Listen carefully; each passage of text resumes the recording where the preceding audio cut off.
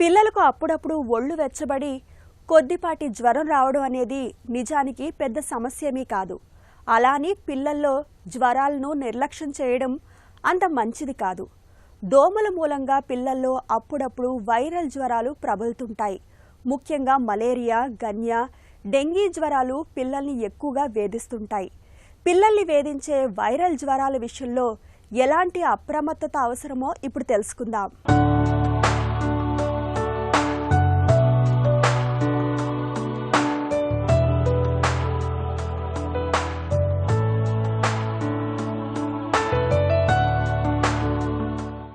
వాతావరణం మారినప్పుడల్లా పిల్లల్లో జలుబు, గొంతు నొప్పి వంటి ఇబ్బందులతో పాటు వైరల్ జ్వరాలు కూడా ఎక్కువగా వస్తూ ఉంటాయి. వీటిలో చాలా జ్వరాలు వాటంతట అవే తగ్గిపోయినా కొన్ని జ్వరాలు తీవ్రంగా ప్రాణాంతకంగా పరిణమించవచ్చు. నిజానికి జ్వరం వ్యాధి కాదు. మన మెదడులోని హైపోథాలమస్లో శరీర ఉష్ణోగ్రతను నిర్దేశించే కేంద్రం ఉంటుంది. దాన్ని థర్మోరెగ్యులేటరీ సెంటర్ అంటారు. ఇన్ఫెక్షన్ సోకినప్పుడు ఆ కేంద్రం ఎక్కువగా స్పందించి శరీరం వేడెక్కుతుంది. ఒక్కోసారి జ్వరం తీవ్రమైతే థర్మోరెగ్యులేటరీ సెంటర్ విఫలమై శరీర ఉష్ణోగ్రత విపరీతంగా పెరిగి అత్యవసర స్థితి సంభవిస్తుంది. సాధారణంగా సాయంత్రం అయ్యేసరికి పిల్లల శరీర ఉష్ణోగ్రత 1 డిగ్రీ పెరుగుతుంది. శరీర ఉష్ణోగ్రత 98.4 డిగ్రీల ఫారెన్హీట్ దాటితేనే దాన్ని జ్వరం వచ్చింది అంటాం. పిల్లల్లో వైరల్ జ్వరాలు అనేది చాలా సహజంగా చూస్తామండి. మనకి పిల్లల్లో మోస్ట్ కామన్ ఎఫెక్ట్ అయ్యేది ఏంటంటే వైరల్ జ్వరాల వల్లే. 80% 90% పిల్లలు, స్కూల్ గోయింగ్ పిల్లలందరికీ వైరల్ అండ్ ఫ్లూస్ అనేది కామన్. బ్యాక్టీరియల్ ఇన్ఫెక్షన్ వల్ల వచ్చేవి చాలా అరుదండి. సో వైరల్ జ్వరాలు ఎలా ఉంటాయంటే మనకి వాటిలో కూడా రెస్పిరేటరీ వైరస్లు అని చెప్పేసి, జిఐటి అంటే మనకి గ్యాస్ట్రో ఇంటెస్టైన్ పేగుకు సంబంధించిన వైరస్లు అని చెప్పేసి, దాంట్లో స్కిన్ ఇన్ఫెక్షన్స్, స్కిన్ వైరస్ అని చెప్పేసి ఇలా చాలా రకాలుగా ఉంటాయి అన్నమాట. సో రెస్పిరేటరీ వైరస్ అంటే సహజంగా RSV, respiratory syncytial virus, adenovirus అని చెప్పేసి ఇలాంటివి సహజంగా స్కూల్ వెళ్ళే పిల్లల్లో చూస్తూ ఉంటాం. దీనివల్ల ఏంటంటే వాళ్ళకి జ్వరాలు రావడం, దగ్గు, జలుబు రావడం అనేది చూస్తూ ఉంటాం.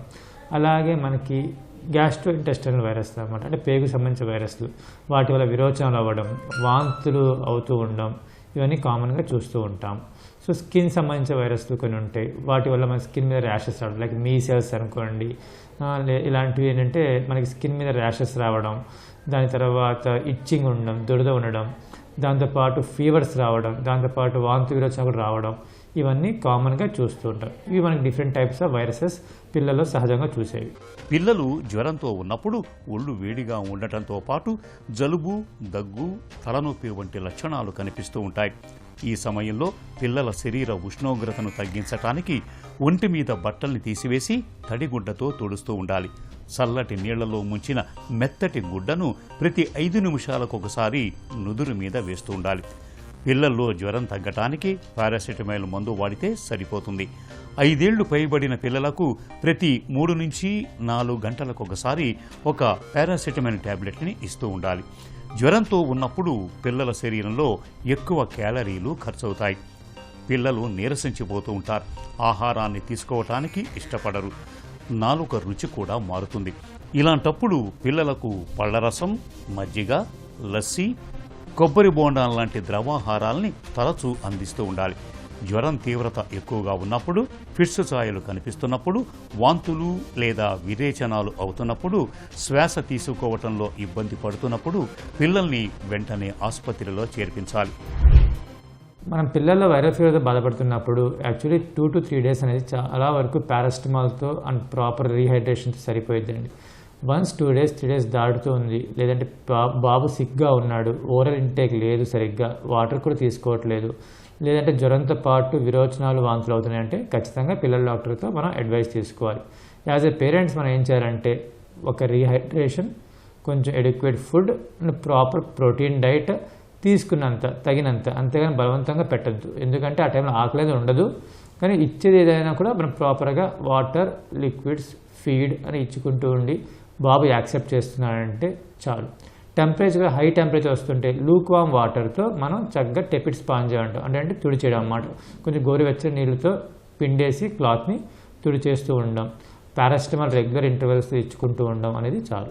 ఒకవేళ 3 days దాటుతూ ఉంది, ఫీవర్స్ అనేవి ఏం పెద్దగా డిఫరెన్స్ అవ్వట్లేదు, ఫీవర్తో పాటు కొంచెం బాబు సిక్ అవుతున్నాడంటే ఖచ్చితంగా మనం ఏంటంటే బేసిక్ టెస్టులు అంటే ఒక లైక్ సిబిపి, సిఆర్పి, ఈఎస్ఆర్, కొన్ని డెంగ్యూ, మలేరియా, స్క్రబ్ టైఫస్ ఇలాంటి కొన్ని టెస్టులు ఉంటాయి. ఈ టెస్టులు చేసుకొని దాన్ని బట్టి నిర్ధారించుకొని దానికి తగ్గట్టుగా తగిన ట్రీట్మెంట్ అనేది చేసుకోవడం కరెక్ట్. పిల్లలు మామూలు జ్వరం అయితే 2-3 రోజుల్లో తగ్గిపోతుంది. అదే వైరల్ జ్వరాలు సాధారణంగా వారంలో తగ్గిపోతాయి. వారం దాటిన జ్వరాలు నిమోనియా, టైఫాయిడ్, మలేరియా, డెంగ్యూ ఇలాంటి జ్వరాలను సరిగ్గా గుర్తించి సరైన మందులు వాడితే త్వరగా కోలుకుంటారు. పాత చీటీల మీద ఉన్న మందుల్ని గుడ్డిగా వాడకూడదు.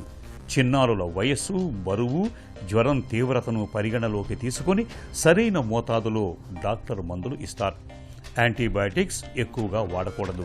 ఇవి ఎంత మేలు చేస్తాయో అంత హాని కూడా చేస్తాయి. జ్వరం ఎక్కువగా ఉంటే గోరువెచ్చని నీటిలో మెత్తని గుడ్డను ముంచి ఒళ్ళు తొడవాలి. తరచూ నీళ్లు, ఇతర ద్రవాలు తాగిస్తే శరీర ఉష్ణోగ్రత అదుపులోకి వస్తుంది. అదే నేను ఇందాక చెప్పినట్టు మీకు మనకి వైరల్ అంటే చాలా రకాలుగా ఉంటాయండి. లైక్ ఇప్పుడు డెంగ్యూ, మలేరియా ఇవి కూడా స్క్రబ్ టైఫస్గా వైరల్ జ్వరాలు అనమాట.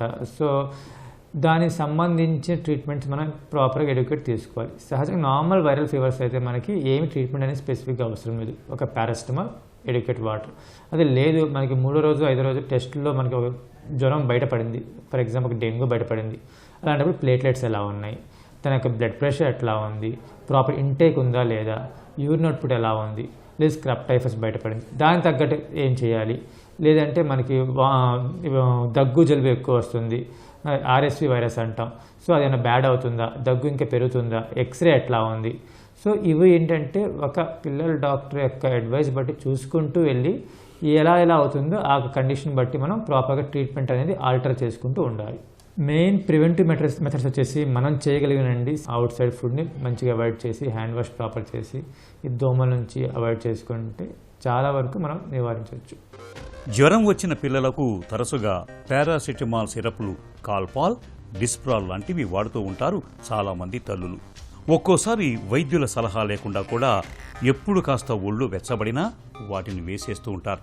ఇలా వీటిని మరీ ఎక్కువగా పిల్లలకు ఇస్తూ ఉంటే తర్వాత కాలంలో వారికి ఆరోగ్య సమస్యలు వచ్చే ప్రమాదం ఉంటుందని పలు అధ్యయనాల్లో వెల్లడైంది. కాబట్టి డాక్టర్ సలహా లేకుండా మందులను అనవసరంగా వాడకూడదు. ఇక జ్వరం బాగా తీవ్రంగా ఉన్నప్పుడు ఒక్కోసారి ఫిట్స్ కూడా వచ్చే ప్రమాదం ఉంటుంది.